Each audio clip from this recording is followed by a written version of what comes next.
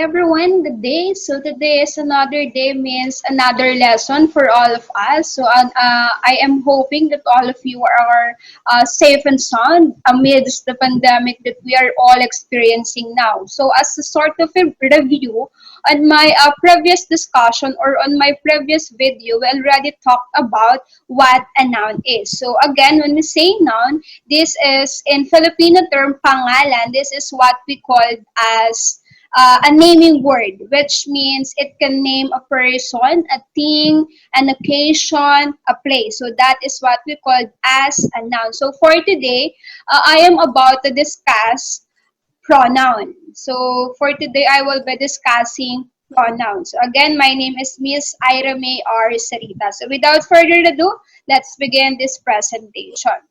For my presentation agenda, I am about to discuss the following main topics. The first one, pronouns and its kinds.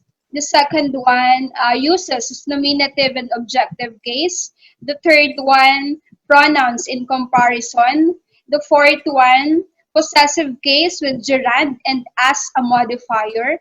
And that's it. So we have four main topics for today's discussion. So let's begin.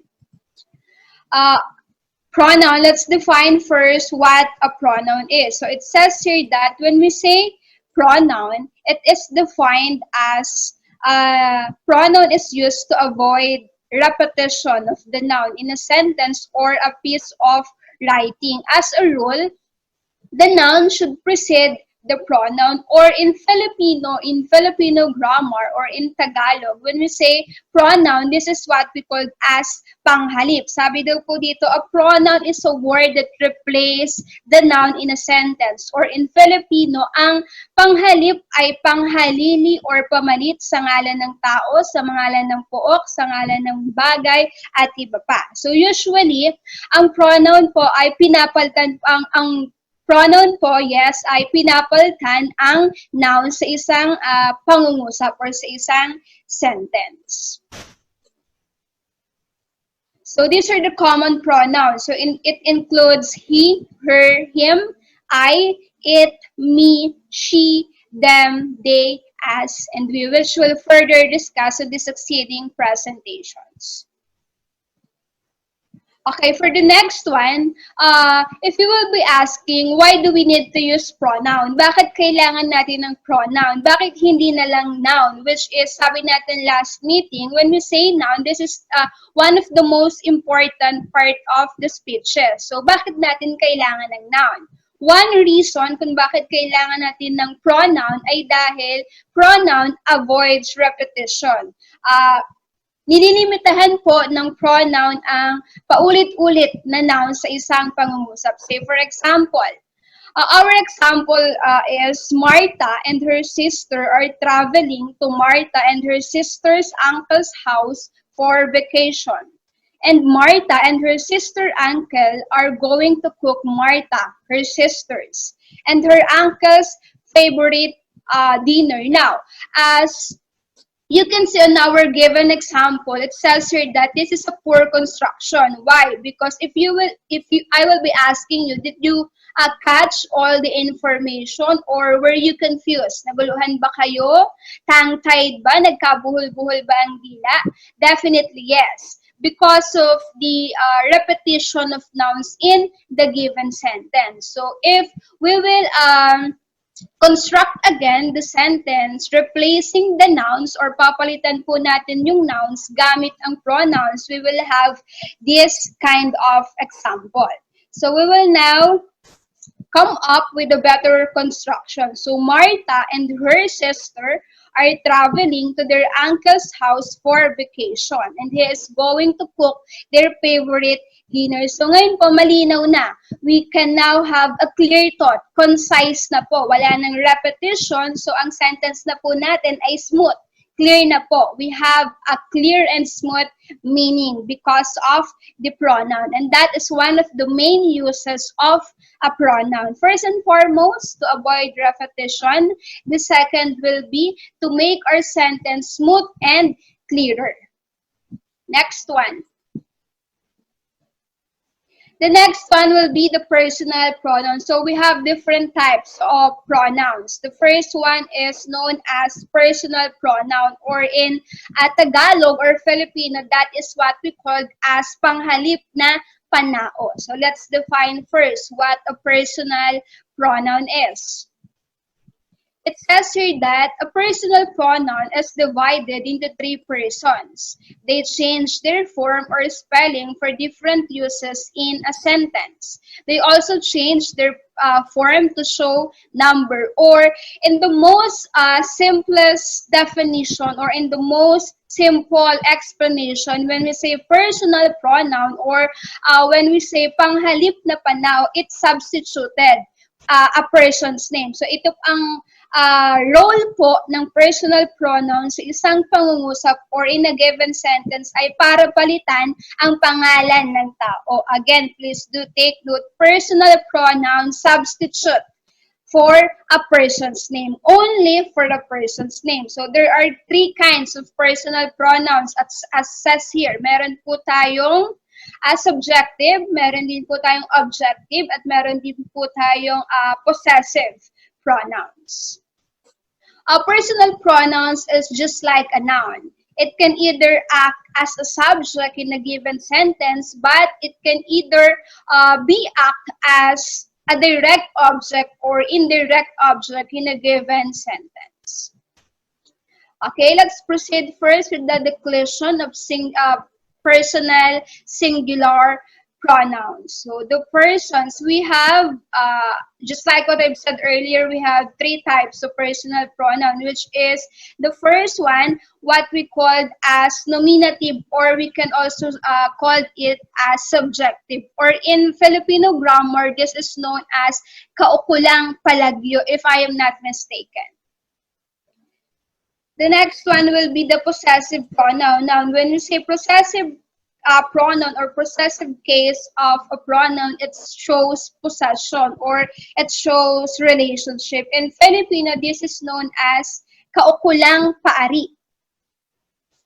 The next one will be the objective case. When we say objective case in Filipino, this is known as kaukulang palayon. So, ang objective case po natin, just like the role of the noun, it can act as the receiver or the recipient of the action. What will be the differences? Ano yung pagkakaiba when it comes to nominative, possessive, and objective?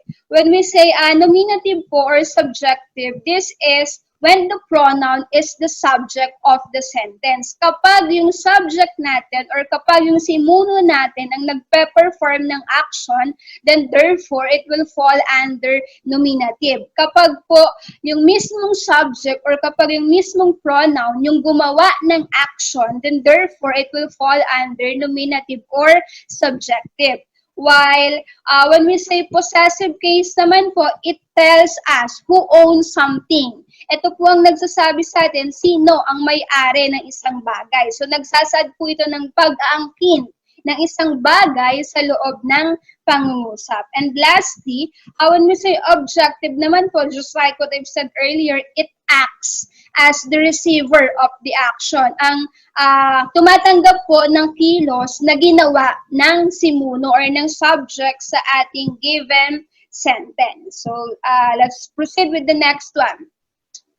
When it comes to person naman po, we have three types of person. I know some of you were already familiar with it, with this three types of person. So we have the first person point of view, or ito po yung tumutukoy sa taong nagsasalita when we are talking about ourselves, our opinions, and the things that happen to us. We generally speak in the first person point of view.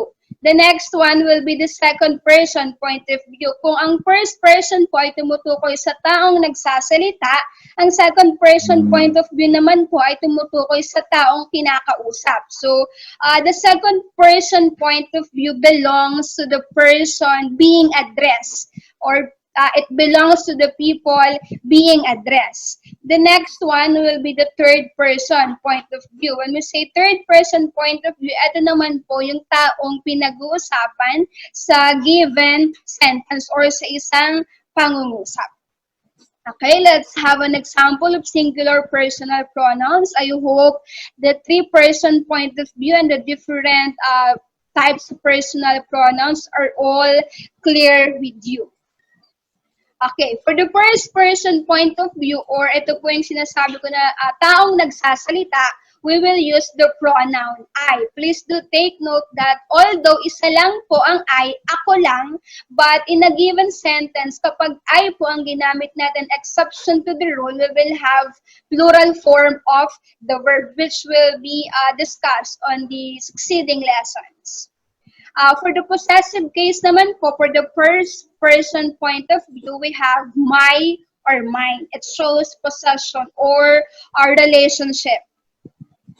For the objective case, we will use me under the first person point of view.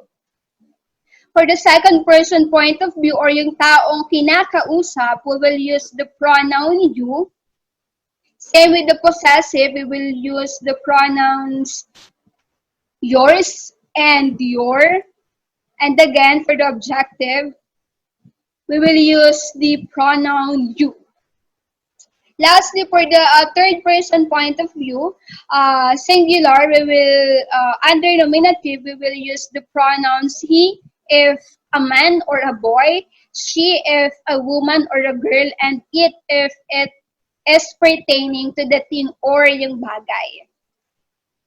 And for the singular, his for the name of the boy or the man, her for the name of the girl or the man or hers, and it's for the thing or object.